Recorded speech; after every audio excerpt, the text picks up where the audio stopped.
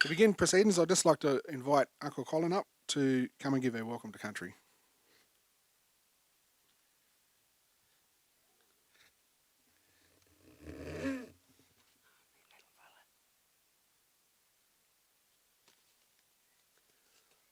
Always was, always will be. Land is of great significance for Aboriginal and Torres Strait Islander people. When Australia's first peoples talk about land, they talk about the connection to country. Country refers to all the relationships that exist between an individual, their people and their ancestral lands, waters and the skies. Australia's first people talk not of ownership but of belonging and connection to country. The country sustains them and they care for their country. Caring for country is intimately bound up with identity and respect. Country is crisscrossed by songlines or dreamings that provide Australia's first peoples with social, moral and religious codes and guides for interacting with the natural environment. The land where this university stands is the country of my people, the Anoan people, who are the traditional custodians of this land. And we share the caring of this country with the Gumbaynggirri, Dunghutti and Kamilaroi people. I pay respect to the elders of those nations, both past and present, and I extend that same respect to each of you here today, and welcome. Thanks, Bruce.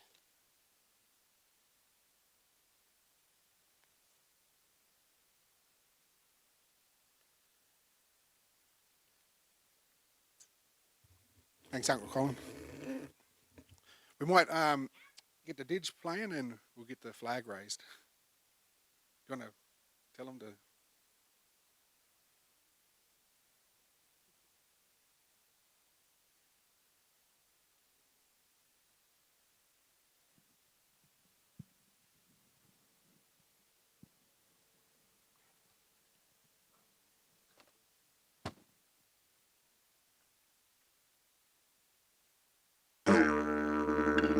Can we raise the flag now, please?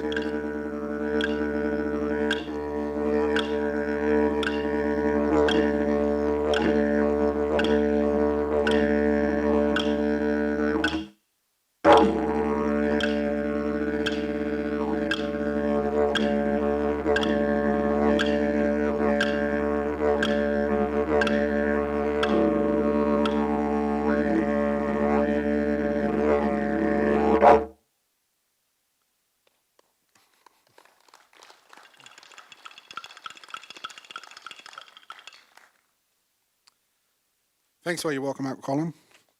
And it's so good to see that flag flying up there above UNE. I would like to welcome our guests here today. Any elders around? And CEO and VC Vice-Chancellor Professor Brigid Heywood, Pro-Vice-Chancellor Todd Walker, Chief Operating Officer Peter Creamer, Chief Financial Officer Mrs. Anita Taylor, and I'd like to also make special mention to the little ones from Yarm.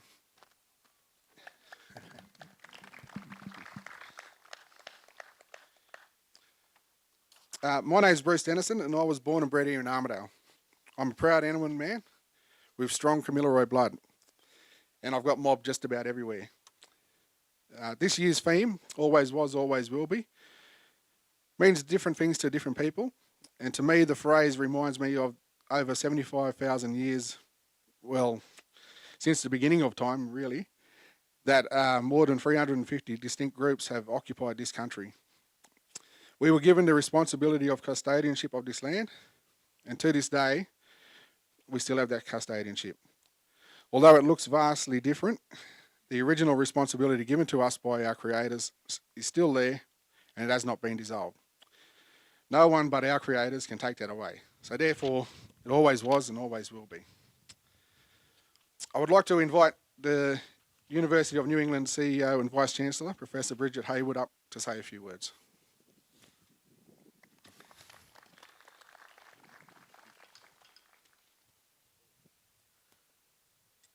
Good morning, citizens, colleagues, members of the community, and young citizens from Yarm.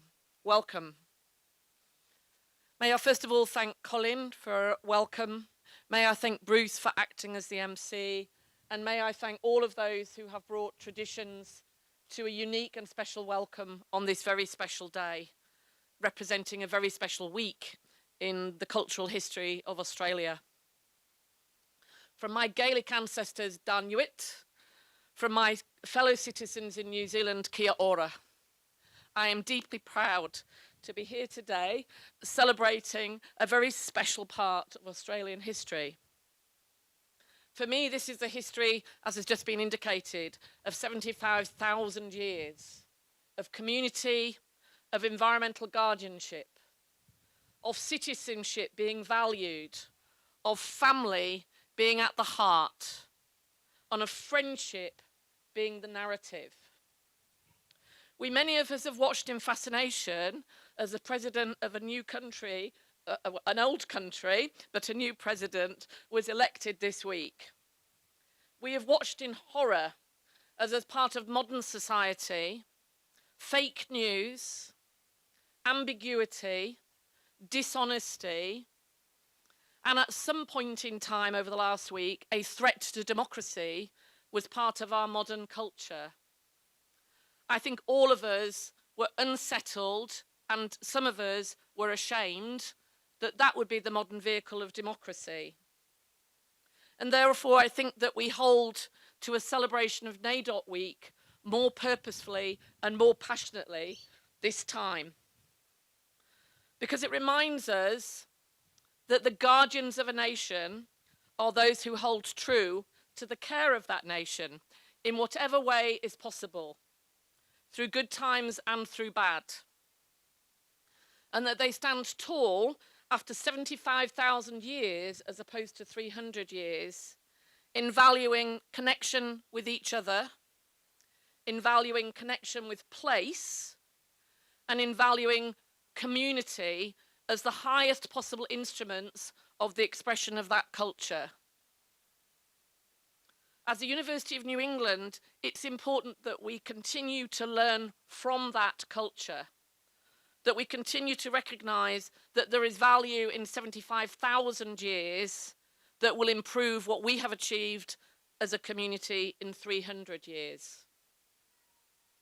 It is with great pride that the University of New England represents one part of an education system that seeks to support, welcome and enable Aboriginal and Torres Strait Islanders to secure their future through the benefits of education. And it is clear from a review of our students that we have those students who come here because their passion is to make a difference to their community and through that to bring strength and purpose to this nation. We honour their commitment and we value deeply their contribution to the university's community. We value our connections with different mobs, and we hope that they regard us in that context. We value our connections with different families and with different groups. There is much more that we can do, but we can only do it, first of all, in partnership. We can only do it if we genuinely celebrate community. And we can only be successful at it if we always remember that there is much to learn and that our colleagues from the First Nations are willing to share and generously support us in our learning. Today and the rest of NAIDOC Week, particularly here at this university, are about learning, about valuing story, about the truth in narrative, and about the democracy that genuinely creates rich communities. Colleagues, citizens, members of the community, may I offer my deep and heartfelt thanks for being invited to share with you this celebration and all the other events that will be hosted here at the university and across the communities of this nation. Let us stand together and value collaborative, rich engagement, at the heart of which as Uncle Colin has already said, is care and guardianship of the land, the nurturing and duty of care that we share for our people, and the fact that we go forward valuing that we go forward together, bringing 75,000 years of history with us as part of the instruments of learning. Thank you very much.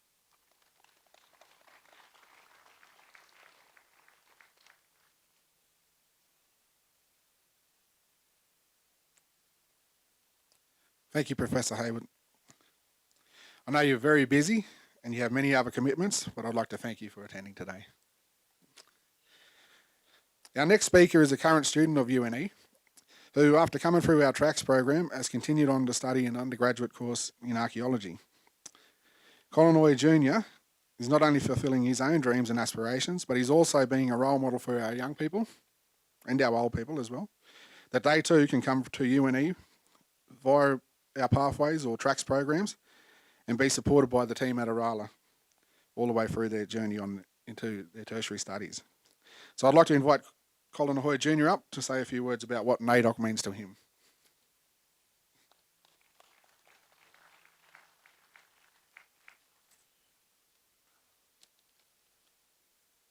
I'd like to start today by acknowledging the Indigenous people on whose land we meet today.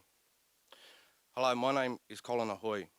My connection to Indigenous country is through my father, Colin Ahoy, whose mother is Barbara Ahoy, and her mother is Ethel De Silva, and her mother is Sarah Morris, the wife of Frank Archibald.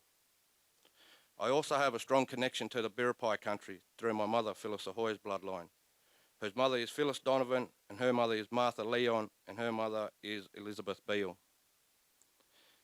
These are the ways that I'm connected to both the freshwater people of the mountains and the saltwater people near the ocean. My sense of belonging is deeply connected to these lands through these people. I'm here today to talk about this year's theme for NAIDOC Week, which is always was, always will be. And what I have described to you earlier is my bloodline that goes back well into the past of the original people who are the caretakers of this land, which existed for thousands of years.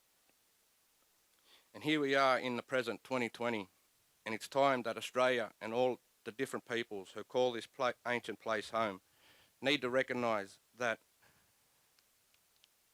the places they live has deep stories that are now part of us all, and we need to walk together into the future. We are witnessing the destruction of many culturally significant sites, such as the Juukan Gorge in Western Australia and the Birthing Tree in Victoria. How might it be possible for all contemporary Australians to feel the same connection to these cultural sites and value them as highly as we do, like we value our war memorials and cathedrals? Our younger generation farmers talk about their connection to the land that they farm, often passed from generation to generation since colonisation. However, the land they farm has a much older history, and these few generations appreciate. This older history is something that should be known, valued, and owned by all Australians. The cultural material in the landscape needs to be protected, as some of these places hold evidence of thousands of years of human occupation, and once they are gone, they are lost forever. Despite this loss, the story and knowledge remain and cannot be erased. The Black Lives Matter movement in America this year has again brought to our attention that the first people of Australia continue to face similar entrenched systemic racism. It has shone a light on the current Aboriginal deaths in custody and the disproportionate incarceration rates for Aboriginal and Torres Strait Islander people. The truth needs to be told that Australia has a history that started long before 1788 with the First Fleet, and it is a moral obligation for all contemporary Australians to own our history and truly share in the caring of this country, as it always was, always will be. Thank you.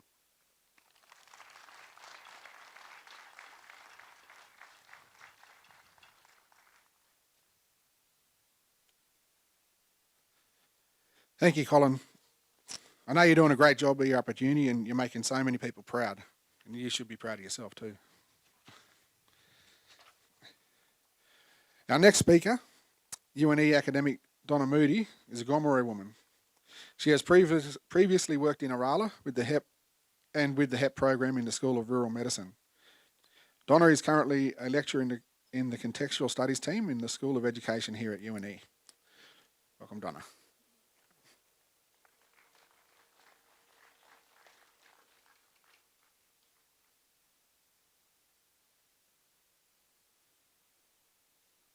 Yama.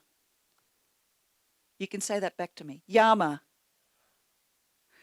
I acknowledge the Anawan people of this country who share its care and this responsibility with the Gumbaynggirr and Dunghutti and Gumbarai people. I also pay my respects to the elders, past, present and future of these nations, and I extend that respect to all Aboriginal Torres Strait Islander people and to all of you here today. I also want to acknowledge in particular the following people who greatly assisted me in my thinking to bring this speech to you today. Dr. Christy O'Neill, Dr. Nikki Moodie, Dr. Tyson Yunkaporta, Mr. Stephen Bell, Mr. Bruce Dennison, and many of my colleagues in the School of Education. Thank you, Col. Thank you, VC. Thank you, Colin Jr. And thanks, Bruce, for making this happen. And hello, all you Gundaloos over there from Yam. Hello. Always was, always will be is a mantra cry from deep time and recognises that First Nations people have occupied and cared for this continent for over 65,000 years. We are spiritually and culturally connected to this country. This country was crisscrossed by generations of brilliant nations.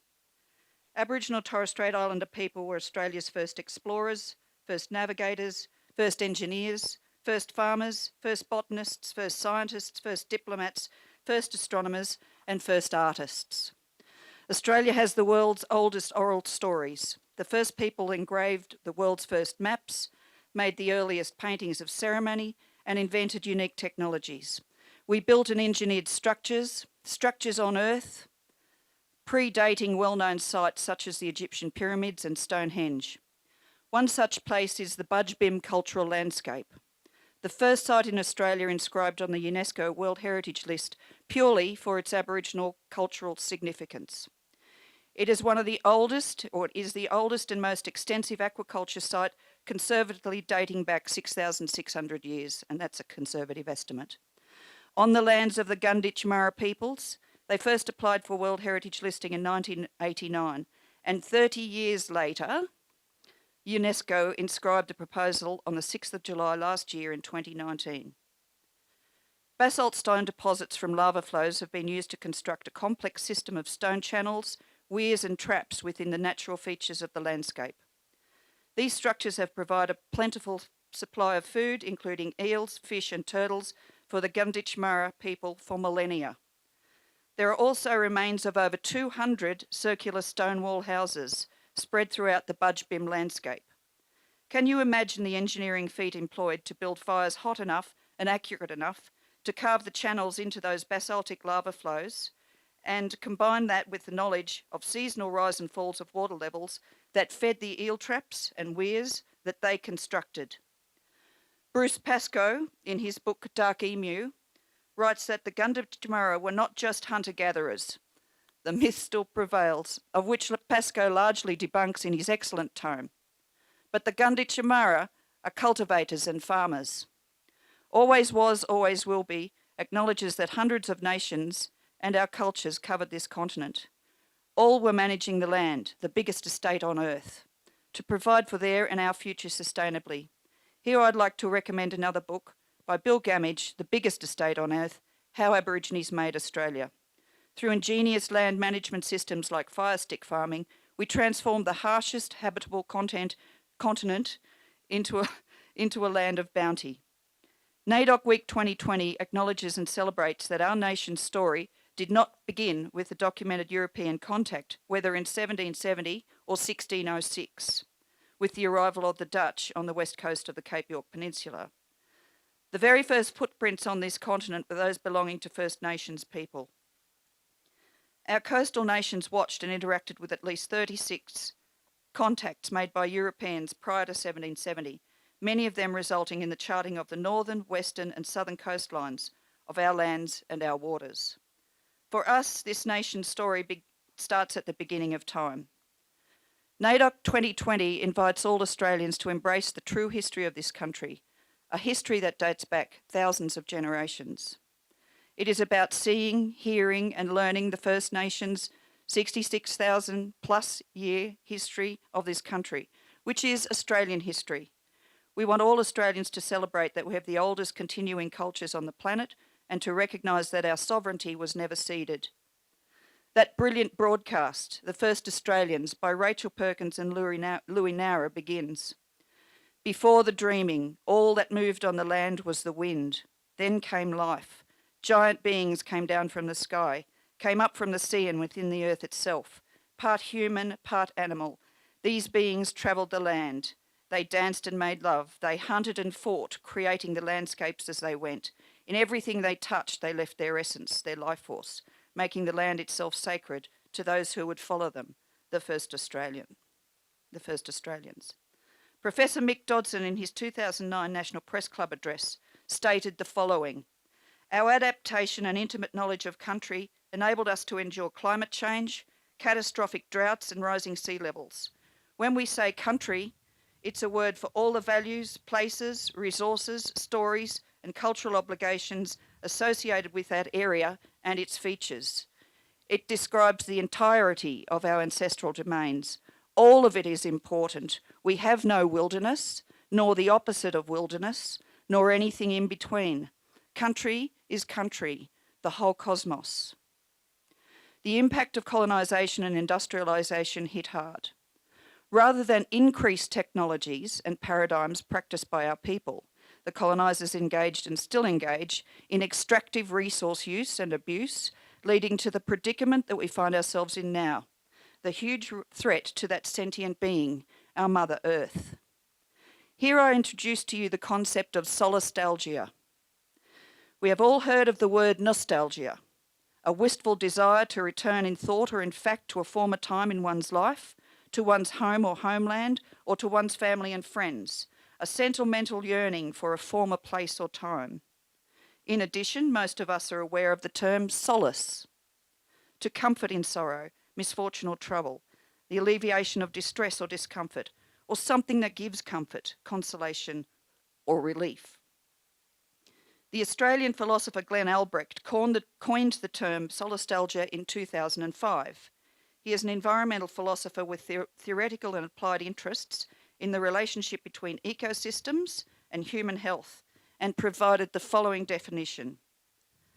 Solastalgia is the pain or sickness caused by the loss and lack of solace and the sense of isolation connected to the present state of one's home and territory. It is the pain experienced when there is recognition that the place where one resides and that one loves is under immediate assault of physical desolation. It is manifest in an attack on one's senses of place and the erosion of the sense of belonging or identity to a particular place, and a feeling of distress or psychological desolation about that place's transformation. Solastalgia refers to an individual's and community's experience of environmental and climatic change. Studies in solastalgia have been conducted in fishing communities, mining communities in Australia and the US, and farming communities in Australia experiencing drought and salinity. And globally, studies include the negative impacts that the experience of climate change, and specifically in relation to us, the First Nations people, on loss of land and the mental, emotional, physical and social signifiers of social and emotional well-being, and not just physical desolation. In more studies, research has been conducted of the Inuit experiences of instability and recession of Arctic ice, everyday experiences in poor communities in Ghana and the Torres Strait Islander communities, vulnerable populations' experiences of wildfires, Indonesian villages' experiences with volcanic eruptions and exposure to destruction due to natural disasters. UNE and our staff, students and our communities have experienced in a very real way the impact of drought, bushfires, and this year, the profound impact of the global coronavirus pandemic. By way of explanation of solastalgia, I offer the following example of Walla. In their 2018 paper, Asklin and Bunn conducted ethnographic fieldwork and explored the concept of solastalgia, or place-based distress, articulated by residents in the small village of Woolaa, 48 kilometres northeast of Mudgee, near the Goulburn River National Park on Wiradjuri country. The expansion of the Wilpinjong open-cut coal mine led to community backlash against the New South Wales government, and the Department of Planning eventually admitted that their decision was responsible for and is the cause of the destruction of the whole community of Woolaa, the village and surrounding community. This has led to a tangible sense of place-based distress, leading to the transformation and degradation of the Woolaa home environment. The residents spoke of the negative socio-environmental impacts of noise, vibration and dust, increased levels of health problems including asthma, the loss of community and changes to place, as well as broken promises. In the words of Asklin and Bunn, the anguish experienced by people who remain in Woolaa is manifold. It concerns the destruction of a known environment, of a place with continuity and narratives, an ending of long-standing social relations, and a loss of trust in the social institutions that are supposed to protect and secure people and their place in society. The loss of place experienced in Woolaa through the slow process of mining approvals and subsequently expansion approvals is one that is lived in struggle with a social world that threatens a sense of place and an imagined future in that place. The mine has distorted the meaning of the place. It has changed it from a sleeping backwater village where people could flee the business of the city and the politics of the state to one where its residents on a daily basis are confronted by political concerns and experiences of inequality. It has uprooted friendships and relationships and left empty, derelict houses as reminders of a time in the past when familiarity and communion brought people together. It has transformed Woolaa village and surrounds into a place where there is no future. Looking more like a ghost town, disharmony, dissonance and disruption are today common descriptors of the village. Everyday rituals set within the habits of the past, but guided towards future realities, have become distorted, and with that, a sense of homelessness has become embedded within the sense of home. Within the ongoing relationship to place, the familiar objects and the ways that these things are positioned inform people of themselves and orient them within their lives and realities. When these are lost or severed, when the previously peaceful nights are interrupted by the rumble of trains taking that place away, it is more than a psychological trauma, but a loss of the things that tell people what they are. As Asklin and Bunn contend, solastalgia offers a strong starting point for a discussion of these distresses. It sounds familiar, doesn't it? Indigenous people are experiencing climate change and long-term changes in and on country in their landscapes and environments. We are crying. Mother Earth is crying. We have a distressed sense of loss, and over these last couple of centuries have survived the threats to our sense of place. Moreover, along with you now, us too experience dislocation and homesickness while still at home. Worldwide, there is an increase in ecological distress syndromes, environmentally induced distress. Barry Jones, former science minister, speaks of the 4 horsemen of the apocalypse in his new book, What is to be Done. He names these 4 planks: population growth and per capita use and overuse of resources, climate change, lack of fresh water and arable land, which has led to millions of people on the move, refugees, who are then blamed, pandemics, and finally racism and state violence. Jones insists that these things are all interrelated and intrinsically linked and demands a global response to ecological distress. In Australia, Aboriginal and Torres Strait Islander people have suffered from successive government policies that have caused removals from family, culture, communities and country. This has led to overrepresentation in justice systems. We have double the rates of suicide than that of non-Indigenous people. And the terrible tragedy is that our very young people are feeling so lost, they are resorting to suicide. We have to check what cultural lens we look through. Many of our children are removed from family because of neglect. But why should we not look at the cause of neglect? Neglect is directly related to poverty, of successive generations of poverty. Instead of judging the outcomes of incarceration and suicide, let us change the way we look at this. In Australia, self-determination must be the lens through which we all look. We, Aboriginal Torres Strait Islander people, are quite capable of identifying our problems and our solutions. We need to be supported to implement our programs in a culturally safe way. For example, much work has been done to look at the causes of suicide.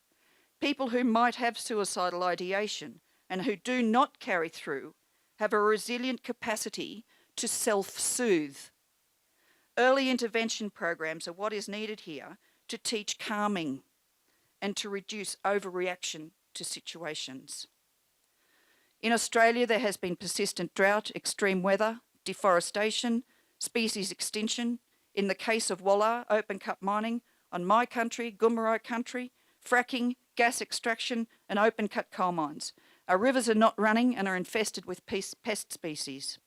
There is coral bleaching, and in the Torres Strait Islands and across Pacific, the Pacific sea levels are rising, causing great distress and concern for the future. Our sense of powerlessness and lack of control over change is palpable. In climate-sensitive communities, including farming communities, there is poor mental health and a sense of disempowerment. This sense of disempowerment, or solastalgia, is not just about our relationship with an environment or country. It directly relates to that country's relationship to us, its meanings and connections, and the way it holds us in place. Indigenous people have never ceded responsibility and custodianship for country, and we will keep taking responsibility for caring, crying, singing, learning, acting, speaking, and thinking of country, whether we be on or off country. Solastalgia not only affects Indigenous people, it affects all of us, which is why we offer the Aboriginal proverb, healthy country, healthy people. We can learn from each other, respecting the concept of always was, always will be. We have no choice but to walk together. This is an ongoing imperative in all of our relationships with each other and our sentient beings to undertake this healing journey.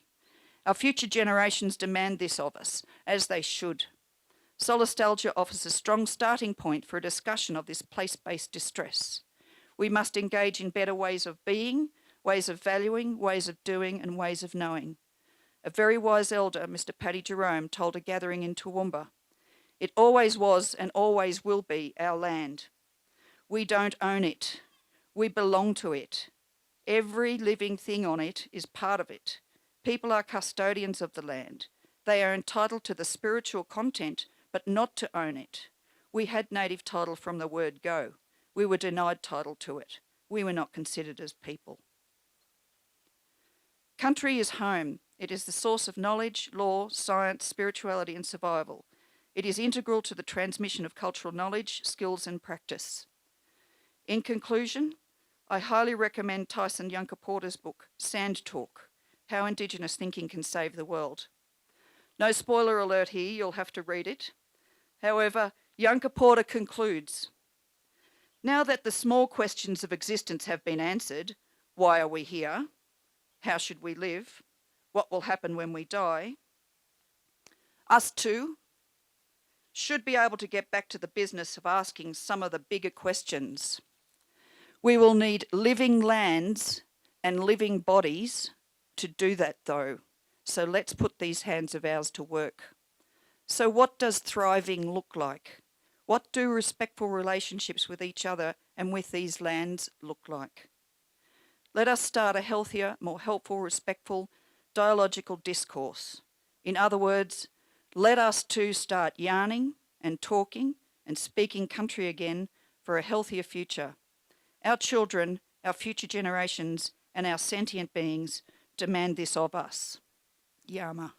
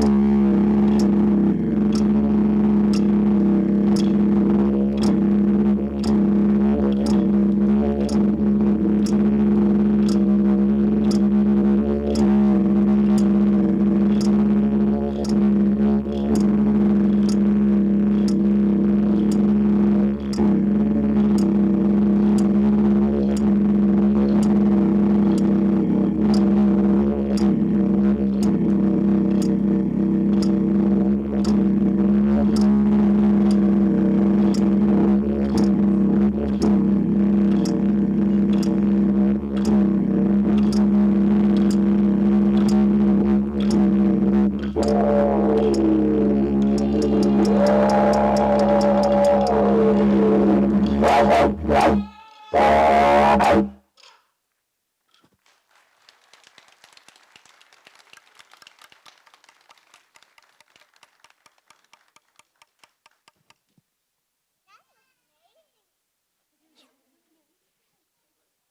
right. Now we're going to do a dance called the Honeybee Dance.